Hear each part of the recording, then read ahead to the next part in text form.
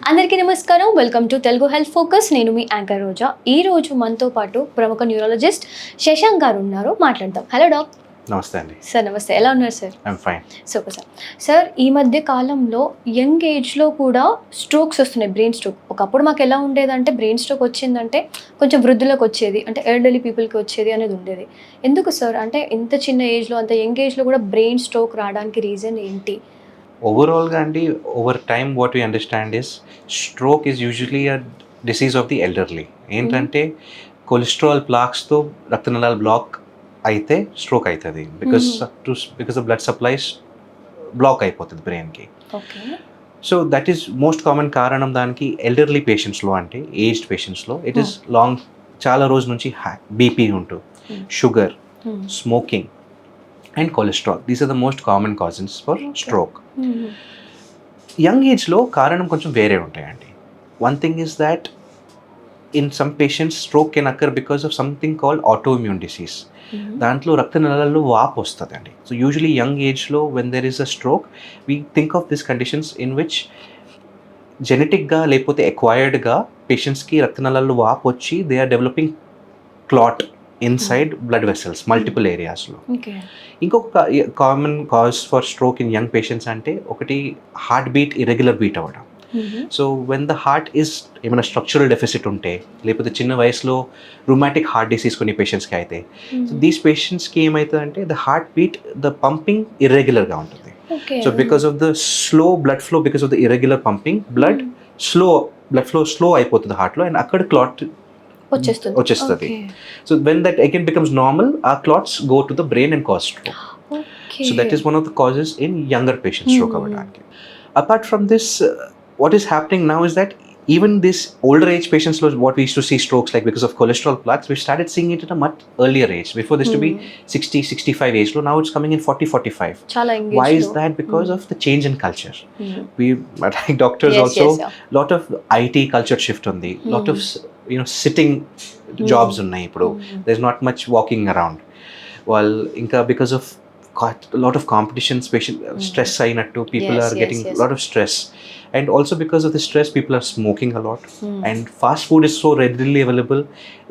Unhealthy food habits kuda start aithunayi. So because of this, what people used to develop this strokes, cholesterol strokes, almost at 60-65 age low. Now we are seeing at the age of 40-45.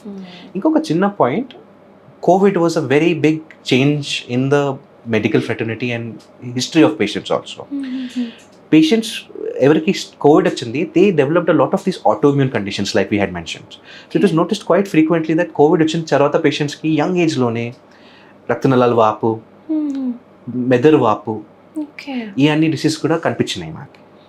And చాలా కొన్ని పేషెంట్స్కి young ఏజ్లోనే Covid తర్వాత they have developed sugar, hyper tension, kidney disease.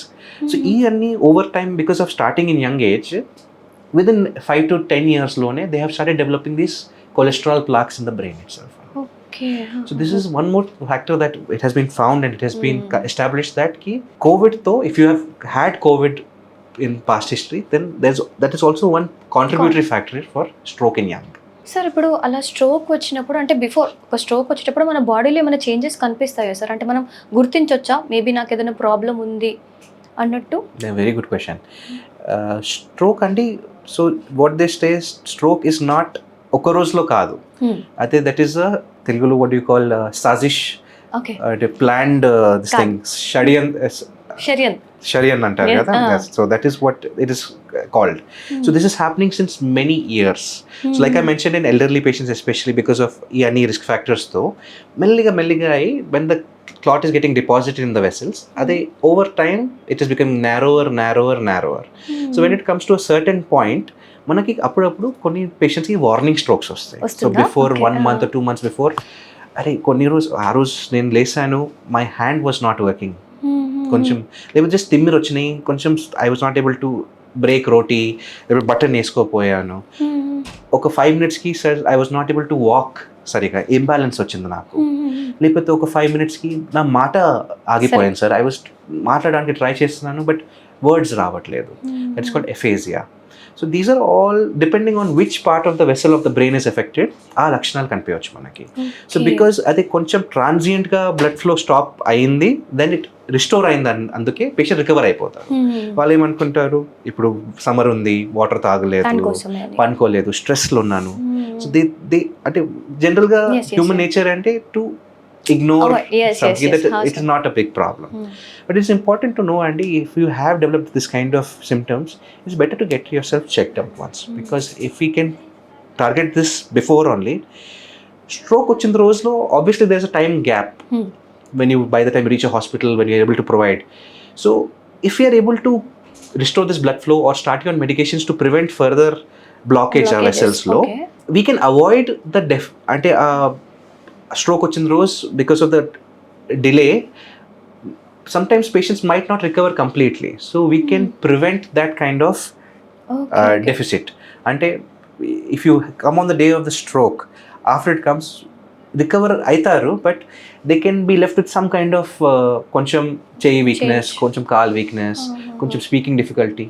And ippudu in present life lo, where everyone is in IT, in such high profile jobs, even these small things kada, they can affect your day to day life function. So to avoid that also we should do. And obviously we don't want a stroke kada andi, so that is why whenever you have these kind of warning symptoms ignore చేయకూడదు. చాలా మందికి తెలియదు sir. అంటే నిజంగానే ఇప్పుడు కొంచెం ఏదైనా అన్ఈజీగా feel అవుతున్నాం, చాలా లైట్ కూర్చోవా అన్నట్టే ఉంటాము.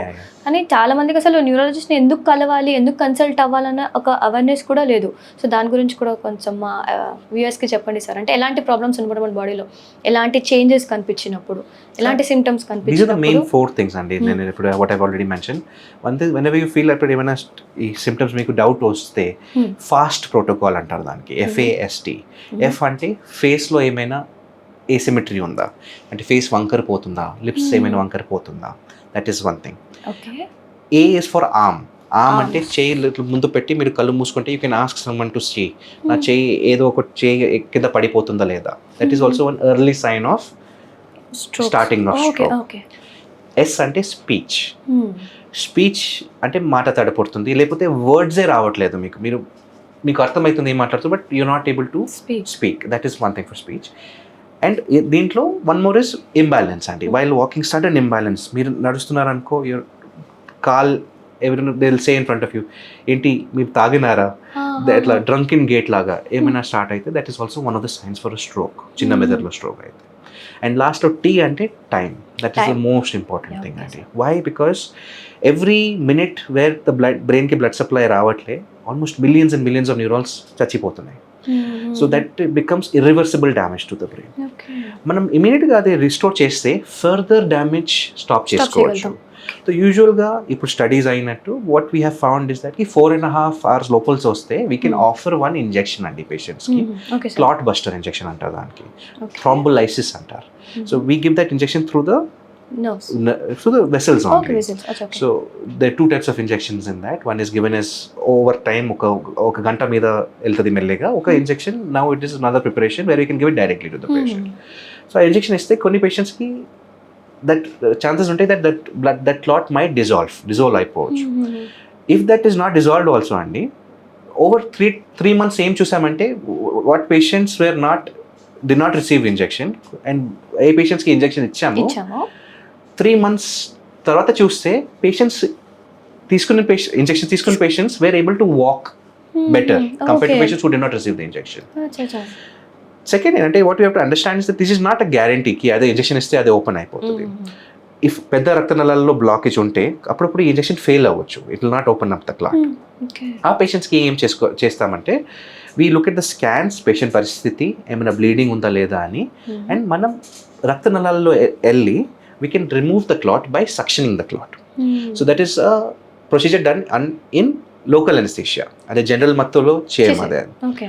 So we go with the apna catheters and wires and pipes to elli akada elli clot suck out cheskoni we can restore the blood supply. Even in patients evariki manam injections already ichcham. Okay. So adi open ayipothe that really saves the patient a lot of long term deficits, morbidity, and some patients lo pedda stroke aithe kuda వాప్ రావచ్చు బ్రెయిన్లో. After మీకు ఎప్పుడైనా చేయిలో injury అవుతారు అనుకో, after 1 day you see కొంచెం redness వచ్చింది, వాప్ వచ్చింది, then ఒక 2-3 days తర్వాత తగ్గిపోతుంది. బ్రెయిన్లో కూడా same. So if blood supply stop అయింది అనుకో, బికాస్ ఆఫ్ ద డ్యామేజ్ ఆ బ్రెయిన్లో వాప్ వస్తుంది. ఓవర్ నెక్స్ట్ 2-3 days వాప్ పెరుగుతుంది. First what we already discussed is కి we're trying to open the రక్తనాళాలు ఓపెన్ చేయడానికి ప్రయత్నం చేస్తున్నాం, సో దట్ ఇంజురీ తక్కువనే ఉంటుంది. ఇంజురీ తక్కువ అంటే వాప్ తక్కువ ఉంటుంది. ఓపెన్ కాలేదనుకో, లేట్ వచ్చామనుకో, we are not able to open the vessel అంటే డ్యామేజ్ ఎక్కువ అయిపోయింది, వాప్ కూడా ఎక్కువ ఉంటుంది. సో ఆ వాప్ 2-3 days వరకు పెరగచ్చు. సో ఆ పేషెంట్స్కి, కొన్ని పేషెంట్స్కి what we have to do is observe them. ఏమైనా వాప్ పెరుగుతుంది అనుకో ఆన్ ద స్కాన్, ఆర్ లేకపోతే క్లినికల్గా చూస్తే చిన్న మెదడుకి ప్రెస్ అవుతుంది అనుకో బ్రెయిన్ బికాస్ ఆఫ్ వాప్ పెరిగినట్టు, ఆ పేషెంట్స్కి we do a surgery called decompression, where brain చూస్తే అండి head is like a closed box అండి. బ్రెయిన్ లోపల ఉంది, ఎక్కువ స్పేస్ లేదు, ఫ్లూయిడ్ ఉంది. సో వాప్ వస్తే there is no place for the brain to expand అవ్వడానికి జగ లేదు. సో ఏమైతుంది, కింద ప్రెస్ చేస్తుంది బ్రెయిన్కి, చిన్న మెదడుకి. చిన్న మెదడులో మనకి చాలా ఇంపార్టెంట్ ఫంక్షన్స్ ఉంటాయి, బ్రీదింగ్, హార్ట్ బీట్, ఈ అన్ని వైటల్ ఫంక్షన్స్ ఉంటాయి దానికి. ఆ ప్రెస్ అయిపోతే then that patient is very at life risk, not because of the stroke but because of the compression on to the చిన్న మెదడులో. సో ఆ పేషెంట్స్కి ఏం చేస్తాము, we call the neurosurgeon and we get this part of the brain, not the brain, the skull తీసేసి పక్కన పెడతాం ఫ్రిడ్జ్లో, లేకపోతే we put it in the patients అప్పుడప్పుడు కొన్ని పేషెంట్స్లో. అండ్ వీ గివ్ ద బ్రెయిన్కి కొంచెం స్పేస్ ఇస్తాం ఎక్స్పాండ్ అవ్వడానికి, so that it doesn't compress the చిన్న మెదడు. ఒక వారం తర్వాత, 10 రోజుల తర్వాత వాప్ తగ్గిన తర్వాత దెన్ పేషెంట్ ఇస్ సేఫ్. అప్పుడు దెన్ ఫాలో అప్లో 1 month తర్వాత లేకపోతే 2 months తర్వాత మళ్ళీ ఆ స్కల్ పీస్ ఫిట్ చేసేస్తారు patient. So this is another thing I wanted to add about వాప్ వచ్చి ఏ ప్రాబ్లం అవుతుంది. సో తొందర వస్తే we can open, blood vessel open అయిపోతుంది, ఇంజురీ తక్కువ ఉంటుంది, ఛాన్సెస్ ఆఫ్ వాప్ కూడా పెరగడానికి తక్కువ ఉంటాయి అప్పుడు. So time important. So one year brain save చేస్తున్నాము, ఆ ఇంజురీతో వాప్ పెరుగుతుంది and surgery risk and bleeding risk కూడా తగ్గిపోతుంది if you come earlier and blood vessel recanalize అయిపోతే. So that is the main thing. Sir, stroke అనేది ఒకటే టైప్ ఉంటుందండి? ఇప్పుడు మీరు క్లాట్ లాగా చెప్పారు కదా, అలా ఒకటే ఉంటుందా, లేకపోతే డిఫరెంట్ టైప్స్ కూడా ఉండొచ్చా స్ట్రోక్స్లో? Stroke is a broad term for any kind of vascular insult to the brain అండి. సో వాట్ వీ డిస్కస్డ్ ఇప్పటి వరకు ఇస్ బ్లడ్ వెసల్లో క్లాట్ అవ్వడానికి. This another type of stroke, bleed అంటారు దానికి, ఇంట్రా సెరిబ్రల్ హెమరేజ్. దాంట్లో కొన్ని టైప్స్ ఉంటాయి దాంట్లో, wear the blood vessel has burst and there is blood collecting inside the brain. So clot does not mean bleeding. Clot అంటే in the వెసల్లో clot అయితే blood supply stop అయిపోయింది, that is called ischaemic stroke. If that vessel has burst and the blood is collecting outside the vessel around the brain, that is called a bleed. So that is called intracerebral hemorrhage. Clot, that is important because the treatment for bleed is different from ischemic stroke. Bleed ki it is more important that if the patient is on blood thinners, that can cause a bleed in some patients. Usual most common cause is high BP అండి పేషెంట్స్లో. BP control లేకుంటే over times blood vessels damage అయ్యాయి, ఫైనల్గా ఒక particular area, basal ganglia అంటారు, very commonly అక్కడ నుంచి చిన్న vessels burst అయిపోతాయి. సో అక్కడ నుంచి బ్లీడింగ్ అక్యుములేట్ అయ్యి పేషెంట్స్ కెన్ డెవలప్ ఒక సైడ్ పక్షవాతం, అగైన్ మాట ప్రాబ్లమ్ అని రావచ్చు. బ్లీడింగ్లో ఏంటంటే ఇట్ ఈస్ మోర్ అక్యూట్. ఇమీడియట్గా అయితే there is higher chance because already blood accumulate అవుతుంది బ్రెయిన్లో.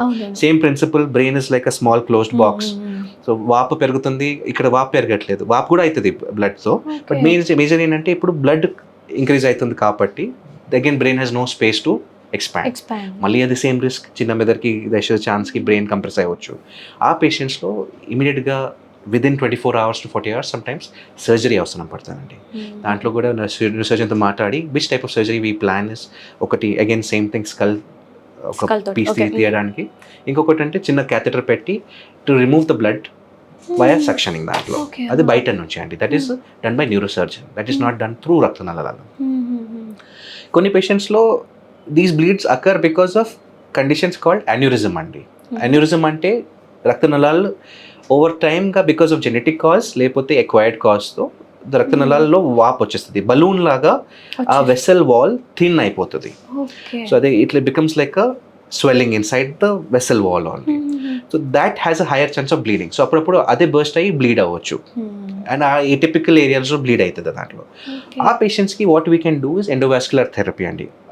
ఈ పేషెంట్స్లో రక్తనాళాల్లో వెళ్ళి we go and we try to coil that area, the blister లాగా ఏముంటుంది ఓకే. దాంట్లో అంటే కాయిల్ చేస్తాం, అంటే we put some foreign material in that area to have it completely clotted. So ఆ side నుంచి bleeding ఆగిపోతుంది.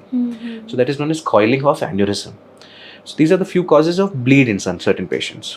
One more type of blood vessel blockage ఏమంటారంటే that is called cerebral venous sinus thrombosis. అదే బ్రెయిన్లో and బాడీలో 2 type of vessels ఉంటాయండి. ఒకటి artery, ఒకటి వెయిన్.